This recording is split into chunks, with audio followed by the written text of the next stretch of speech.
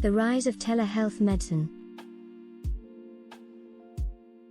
Did you know that as of 2021, 37% of adults have used telemedicine in the last 12 months? The rise of telemedicine has been non-stop ever since the beginning of radio communication. Technology has made telemedicine easier than ever before for both patients and medical professionals. From fantasy to reality. In 1924, Radio News magazine featured an illustration depicting a doctor giving a patient advice through a video call. While it would take nearly a century for that dream to come to fruition, the seed had been planted in the minds of medical professionals. The first recorded example of telemedicine took place in 1940s Pennsylvania. Radiology images were sent 24 miles between townships by using a telephone line. It was a humble start, but it forever changed the world of medicine. The 1960s, telemedicine research and funding begins. By the 1960s, telemedicine became a practical way for people who lived in rural areas to get medical advice. Because the practice proved its practicality, the government began to take it seriously and began investing in funding and research for telemedicine.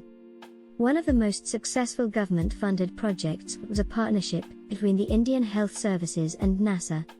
The project, called Starpake, provided Native Americans on the Papago Indian Reservation and spacefaring astronauts with access to medical care.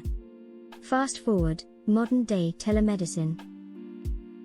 Today, telemedicine has evolved tremendously and is used in ways that many people are unaware of.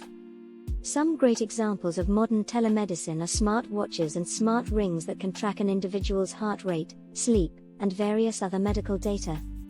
Such data relieves the workload on doctors, allowing them to focus on the most important aspects of their practice, such as creating solutions for their patients. What was once a crazy idea has now become a reality that will forever change the medical world. Finally, doctors can give their patients medical advice and protocols via texting, emails, and video calls. On a smaller scale, personal trainers and nutritionists can give their clients advice and feedback in real time. They're even able to guide people through their workouts and food choices. Conclusion: technology has made telemedicine easier and more convenient than ever before. Life has become much easier for doctors and other health-related professionals, allowing them to spend more time on what is most important in their work.